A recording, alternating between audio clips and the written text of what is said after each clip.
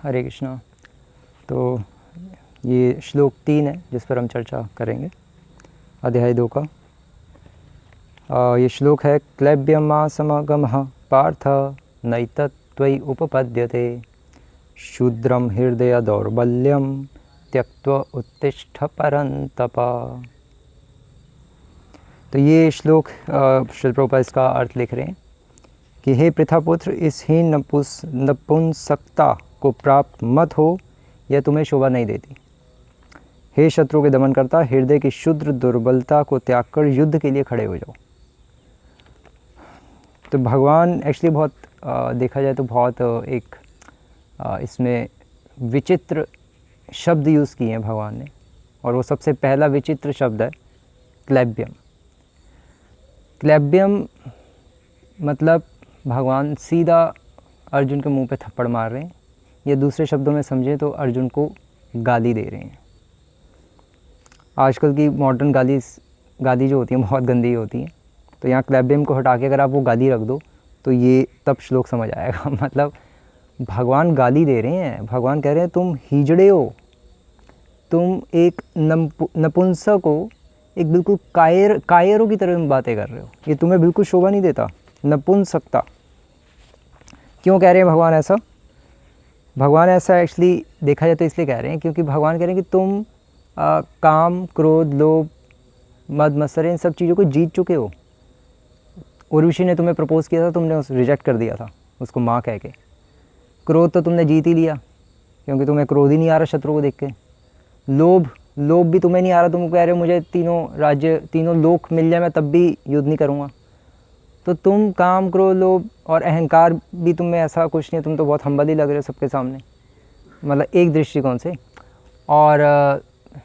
और ईर्ष्या भी नहीं तुम कर रहे दुर्योधन आदि से, वो तुमसे ईर्ष्या कर रहे हैं। तुम इन चीज़ों को जीत चुके हो, और प्लस तुम इतने पावरफुल हो कि जब अज्ञातवास तुम्हें मिला था तुम पांडवों को, और उसका जो आखिरी दिन था, वो आखिरी दिन पता जब चल गया था कौरवों को कि तुम सब यहाँ छुपे हुए हो, तो जब तुम सबको मारने आए थे उसमें भीष्म पितामह, द्रोणाचार्य, दुर्योधन सभी बड़े बड़े महारथी थे, उनको जैसे पता लग गया था तो एकदम से दिन जब जैसे अगला दिन चढ़ा, दुर्योधन ने उन सबको मार के भगा दिया, बड़े बड़े योद्धाओं को। और फिर भीष्म पितामह ने कहा भैया निकलो यहाँ से, इसको तो बहुत गुस्सा आया हुआ है तो हम सबको मार देगा। सबको भगा दिया था, मतलब मार के, अज्ञातवास के बस अगले दिन ही, क्योंकि वो मारने आ रहे थे जब ख़त्म हुआ था अज्ञातवास। तो इसलिए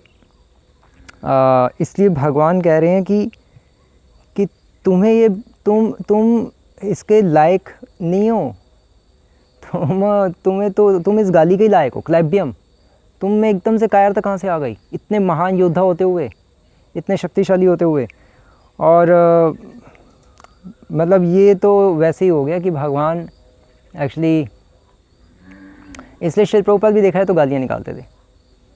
इससे पता चलता है कि महापुरुष गाली भी निकालते हैं, क्योंकि अर्जुन की जैसी सिचुएशन है, वैसी सिचुएशन में उसको जब तक गाली ना सुनाई दे तब तक उसको डांटा ना जाए, डांट कर गाली ना नहीं देते अगर भगवान, तो उसके अंदर कोई बात नहीं जाती, क्योंकि पूरी तरह से बिविल्डर्ड था इस सिचुएशन में, मतलब मोहित था पूरा।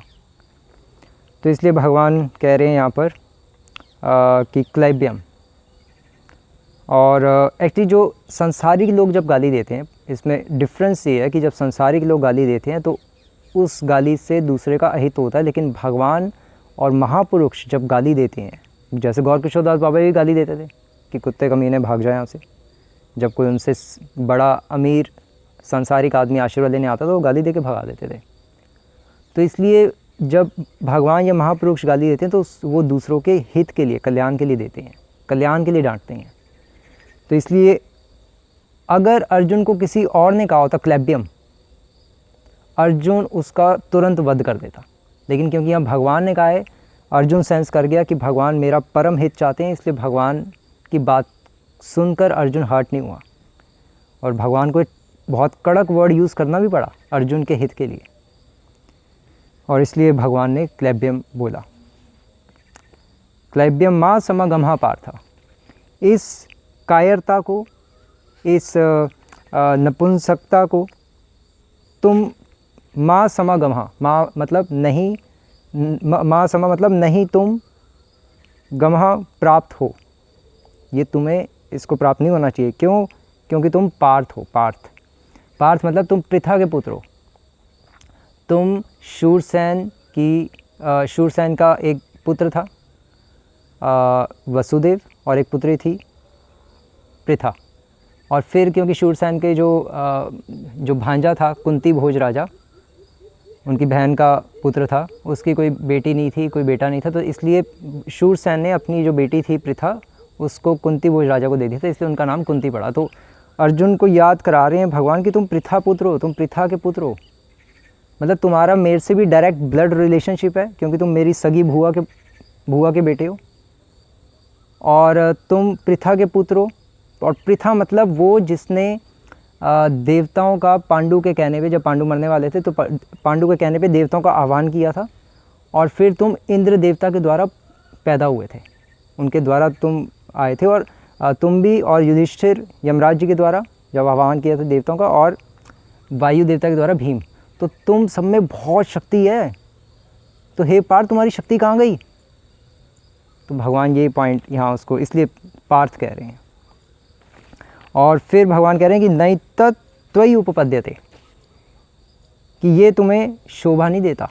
नैतत्त्वयि कभी नहीं, ये तुम्हें उपपद्यते, ये तुम्हें शोभा कदापि नहीं देता। तुम क्या रहे हो तुम, ये मुझे तुमसे आशा नहीं है, क्योंकि तुम तो शिवजी तक से युद्ध कर चुके हो, शिवजी के साथ तुमने लड़ाई की है, तो तुम्हें क्या हो गया अचानक से अभी, ये तुम्हें शोभा नहीं देता। तो अर्जुन कह रहे कि नहीं भगवान, मैं इसलिए दुखी नहीं हूँ कि मेरे रिश्तेदार हैं, ये है वो है, मैं तो बस, मुझे कोई ऐसी कन्फ्यूजन भी नहीं है, लेकिन मैं इसलिए दुखी हूँ कि मुझे लग रहा है कि अधर्म होने जा रहा है। ये धर्म नहीं है, क्योंकि ये एक होने से फिर कितने नुकसान होंगे मैंने आपको पहले अध्याय में सब गिनवाई दिए, और इसलिए मुझे तो डाइजेस्ट नहीं हो रहा, मुझे तो लग रहा है धर्म होने जा रहा है। भगवान कह रहे हैं कि अधर्म होने जा रहा है, तुम्हारा दिमाग खराब हो गया है। इसलिए अर्जुन कह रहे हैं कि भगवान, मैंने पहले अध्याय के 30वें श्लोक में भी कहा था, न च शक्नोमि अवस्थातुम भ्रमतीव च मे मनः, कि मेरा सिर चकरा रहा है, मैं खड़े नहीं हो पा रहा हूँ। मैं आपको पहले ही कह चुका हूँ, आप फिर मुझे फोर्स कर रहे हैं, मैं कैसे चलूँ? तो भगवान कह रहे हैं नहीं, इसीलिए मैं तुम्हें कह रहा हूँ कि उत्तिष्ठ, कि जागो, उत्तिष्ठ त्यक्त्वा, और छोड़ दो। किसको छोड़ दो?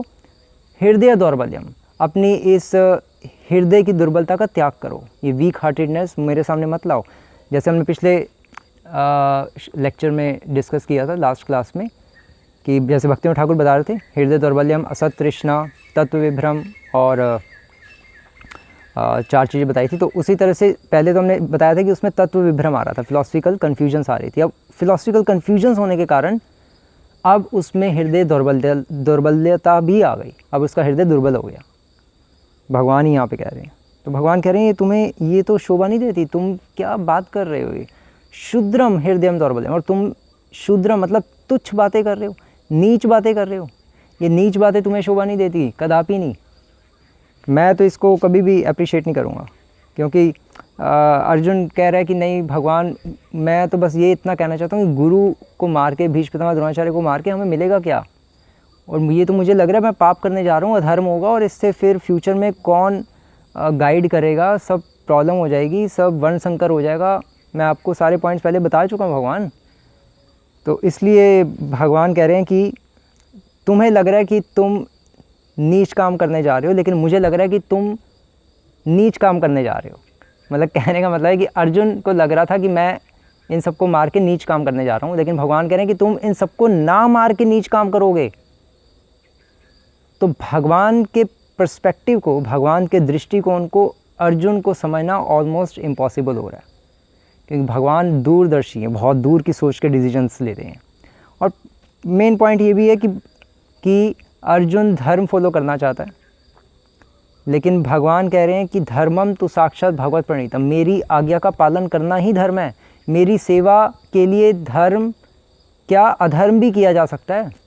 और अगर तुम्हें लग भी रहा है कि अधर्म होने जा रहा है, तो वो मेरी सेवा समझ के करो, कोई प्रॉब्लम नहीं है, कोई पाप नहीं लगेगा तुम्हें। और अगर तुम्हें लग भी रहा है कि पाप लगेगा, तो माँ शुचः, डरने की ज़रूरत नहीं है, क्योंकि मेरी सेवा के लिए तो कुछ भी कर किया जा सकता है, और मैं ही तुम्हें कह रहा हूँ तो क्यों डर रहे हो तुम। तो इस तरह से भगवान अर्जुन को समझा रहे हैं, और सभी आचार्य इसी तरह से इस श्लोक की व्याख्या कर रहे हैं। हरे कृष्णा। श्रील प्रभुपाद की जय।